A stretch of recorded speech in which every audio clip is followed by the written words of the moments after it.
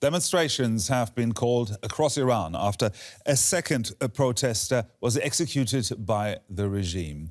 Majidreza Rahnavard was detained during anti-government protests. He was convicted for allegedly stabbing two security officers to death during demonstrations. Human rights activists say nearly 500 people have now been killed in the nationwide protests that began in the middle of September.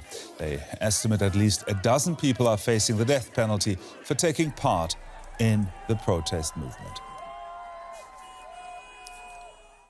For more on this, let's bring in Kamran Mateen. He's a senior lecturer on international relations at the University of Sussex in Britain.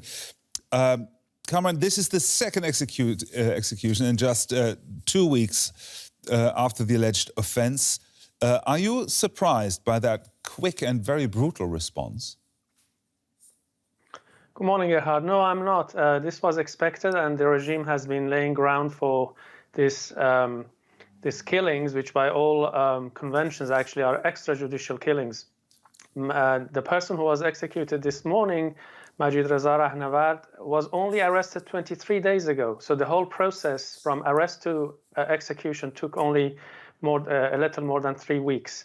He had no access to independent lawyer. It was a lawyer which was determined by the state. And in fact, an Iranian human rights lawyer claims that given that there was no private plaintiff in this case, i.e. the whole case was brought to the court by the government and actually processed by the government, by judiciary itself, it's a sort of state killing.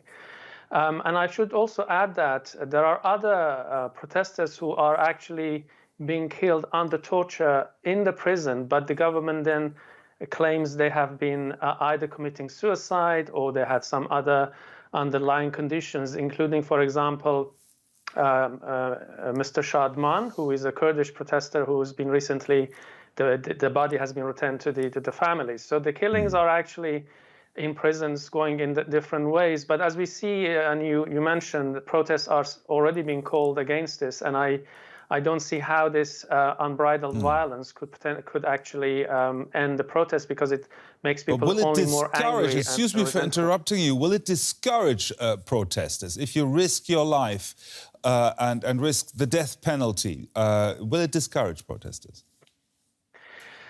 I'm not sure it does, because people who go to the streets already prepared for being actually shot at by security forces, something which the government security troops have done for past 3 months. I mean, you mentioned in your clip that in the beginning that more than 460 people have already been killed in the demonstrations, majority of which have been actually fired at by live ammunition during the protest. So I think people are aware of the dangers and risks, and they are familiar with the practices of the Islamic Republic against opposition.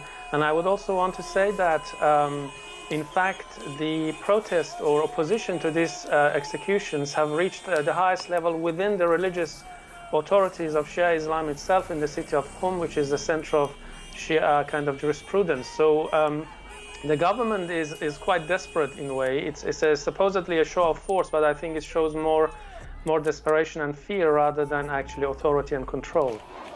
Now, this is a grassroots movement. There aren't any clear leaders. How likely do you think it is that they can bring out real change, even regime change, in Iran? Well, I think this is both a kind of a strength, but also potentially, in short term at least, a weakness of the movement. The strength because the regime cannot easily find the leaders and deal with them, and therefore bring the movement to an end. And weakness because it kind of makes it more difficult to act more strategically, to be a source of kind of an interlocutor for international community and so on and so forth. But I think these are the new kinds of movement we see in the recent times, and leadership would emerge from within the movement over time. And we're already seeing the growth of labor union, trade union, student movements, and so on. And I think in the longer run, this might be even better, because it reduces the possibility of external imposition of particular kind of political program on the movement as a whole. But we have to see how far and for how long the movement can sustain the current tempo it has. Kamran Mateen from the University of Sussex in Britain. Thank you very much. Thank you.